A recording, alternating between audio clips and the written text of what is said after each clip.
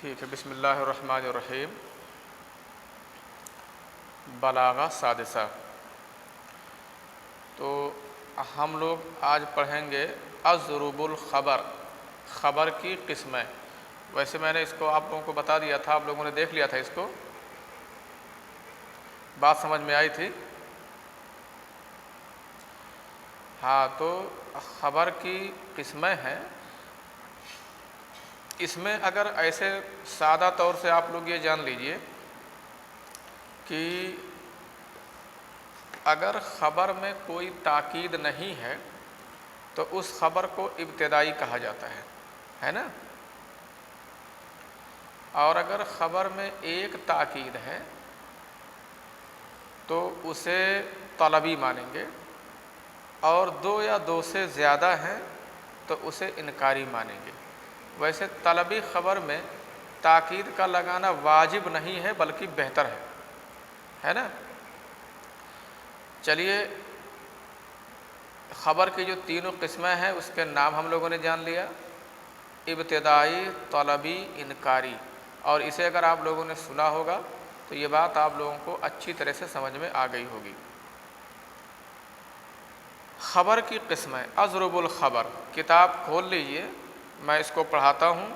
یہ جو 3 ستارے دیے ہوئے ہیں، اس سے پہلے والی جو دونوں مثالیں ہیں یہ ابتدائی ہے، ابتدائی کی مثالیں ہیں، اور اس کے بعد تیسری اور چوتھی جو مثال ہے یہ طلبی کی مثال ہے، اور 5ویں، 6ٹھی، 7ویں یہ انکاری کی مثال ہے۔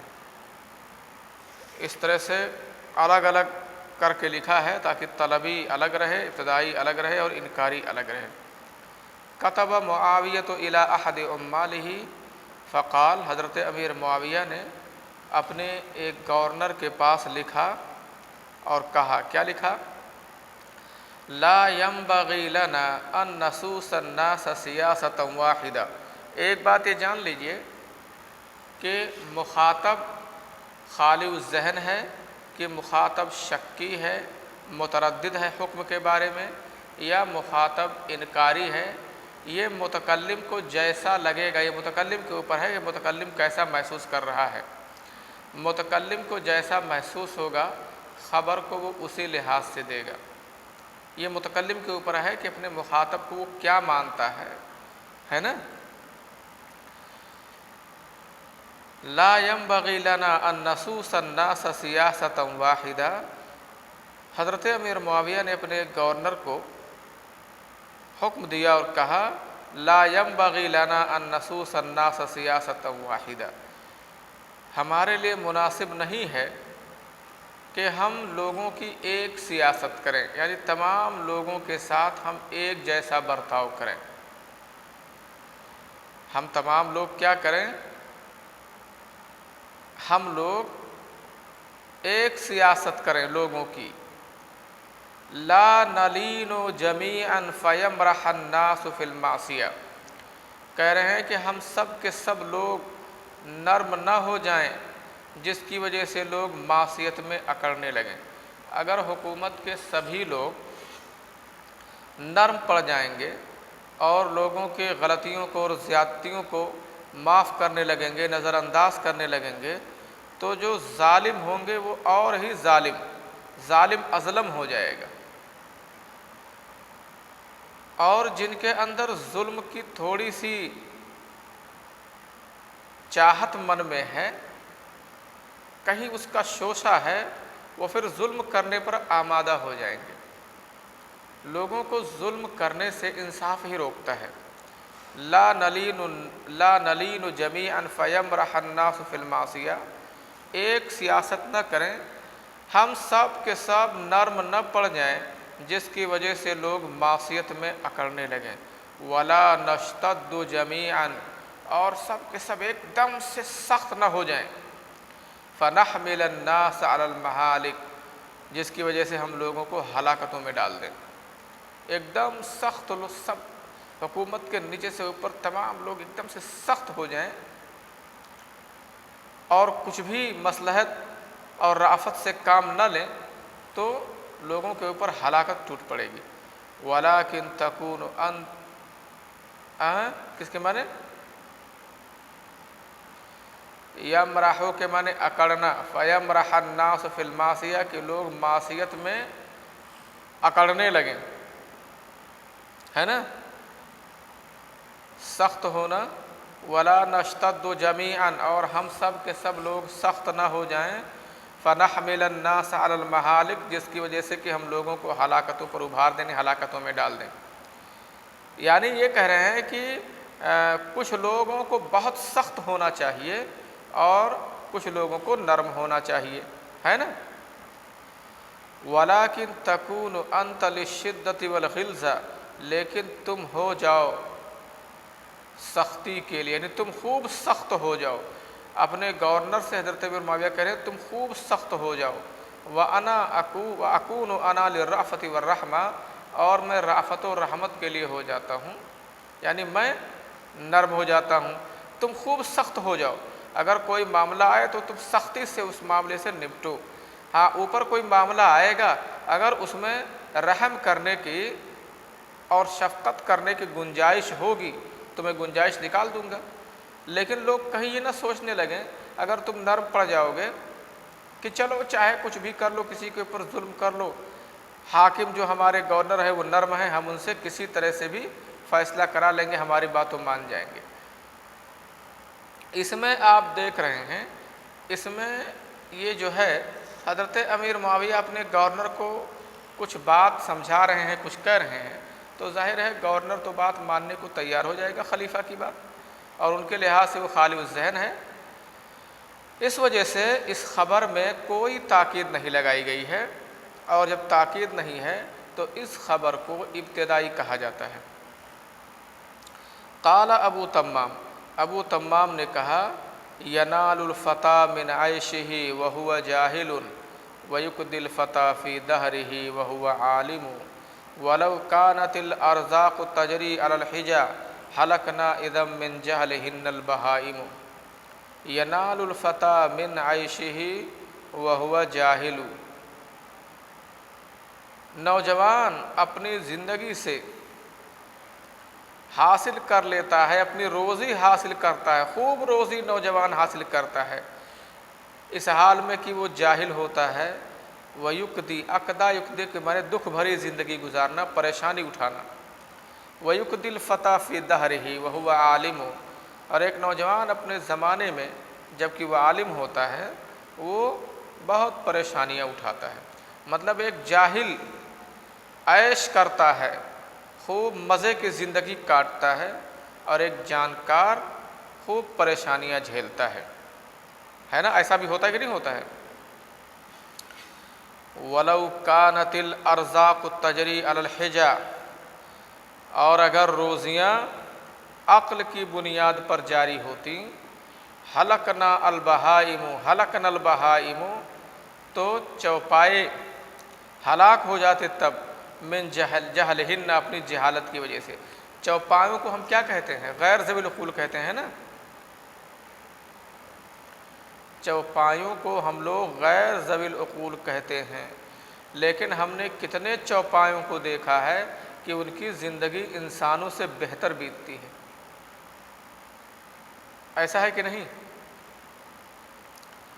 ایک مزدور، ایک آدمی ہے، انسان ہے، اور وہ پیٹ بھر کے کھانا نہیں پاتا ہے، سونے کے لیے کوئی مناسب جگہ نہیں پاتا ہے، وہ بھوکے پیٹ اور روڈ کے کنارے فرش پر پڑا رہتا ہے، زمین پر دھول مٹی میں پڑا رہتا ہے۔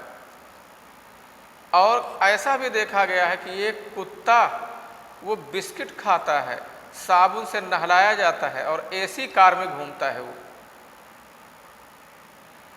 ایسا ہوتا ہے کہ نہیں ہوتا ہے؟ بہت سارے جانور، کتا، بلی، بھیڑ، بکری ایسے ہیں جن کی زندگی انسانوں سے، بہت سے انسانوں سے کہیں بہتر بیتتی ہے۔ تو اس کا اچھا، جن کو ہم لوگ کیا بولتے ہیں کہ وہ عقل مند نہیں ہیں، غیر ذوی العقول ہیں، اور انسان عقل مند ہے، جو مخلوقات میں سب سے عقل مند مانا گیا ہے، اس کی زندگی انتہائی پریشان کن ہوتی ہے۔ اس کا مطلب یہ ہے کہ روزیوں کی تقسیم عقل کی بنیاد پر نہیں ہے۔ روزی جو بانٹا ہے اللہ رب العزت نے، ایسا اس حساب سے نہیں کیا ہے کہ جو جتنا بڑا عالم اتنا مالدار ہے، جو جتنا عقل مند ہے، ذہین ہے، وہ اتنا مالدار ہے، بلکہ بہت سارے ذہین لوگ پوری زندگی، عقل مند اور عالم اچھے جانکار لوگ پوری زندگی پریشان رہتے ہیں، اور بہت سے جاہل، اجڈ اور ان پڑھ جنہیں کسی چیز کا شعور نہیں ہوتا ہے، ان کی زندگی ان پڑھے لکھوں سے بہتر بیتتی ہے۔ یہ ایسا دیکھنے میں ملا ہے، اکثر دیکھا جاتا ہے ایسا۔ اس کا مطلب روزیوں کی تقسیم اللہ رب العزت نے عقل کی بنیاد پر نہیں کیا ہے کہ جس کو جتنا زیادہ عقل ہے اس کے لیے اتنی زیادہ روزی ہے۔ اگر ایسا ہوتا تو جانور اپنی جہالت اور اپنی بے عقلی کی وجہ سے بھوکوں ہی مر جاتے، انہیں کوئی روزی نہیں ملتی۔ یہ بات بالکل صحیح ہے۔ متکلم سمجھ رہا ہے کہ ہمارے مخاطب کو ہماری بات میں نہ تردد ہوگا نہ انکار، اس وجہ سے اس نے کوئی تاکید نہیں استعمال کیا ہے، اور خبر کے اس قسم کو ابتدائی کہا جاتا ہے۔ تو ابتدائی کی یہ دو مثالیں ہوں گی۔ قال اللہ تعالیٰ، اللہ تعالیٰ، آواز صاف نہیں آ رہی ہے تو یا تو آواز نہیں صاف آ رہی تو پھر سن لینا، ٹھیک ہے؟ میں ایک دم یہاں ویڈیو صاف بنا رہا ہوں، ٹھیک ہے؟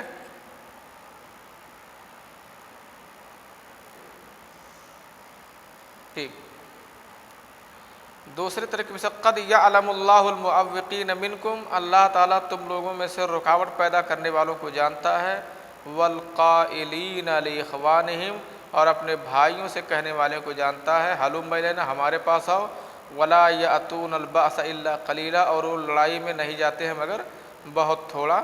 یہاں جو محل شاہد ہے کہ دیکھو اس جملے میں ایک تاکید لگائی گئی ہے نا، قد یعلم اللہ المعوقین منکم، ایک تاکید لگائی گئی ہے، تو سمجھ جس میں تاکید لگا ہوا ہے، ایک تاکید جس میں لگائی گئی ہے وہ جو ہے وہ طلبی ہے نا، وہ خبر طلبی ہے۔ جلدی جلدی پڑھ لیتے ہیں۔ دوسری مثال ہے ان البنا اذا منحد جانبہ، بے شک عمارت جب اس کا ایک حصہ منہدم ہو جاتا ہے، لم یأمن الناس ان ینہد باقیہ، تو لوگ مامون نہیں رہیں گے کہ اس کا دوسرا حصہ بھی گر جائے۔ عمارت کا ایک حصہ گر جاتا ہے تو دوسرے حصے گرنے سے لوگ مامون نہیں رہتے ہیں۔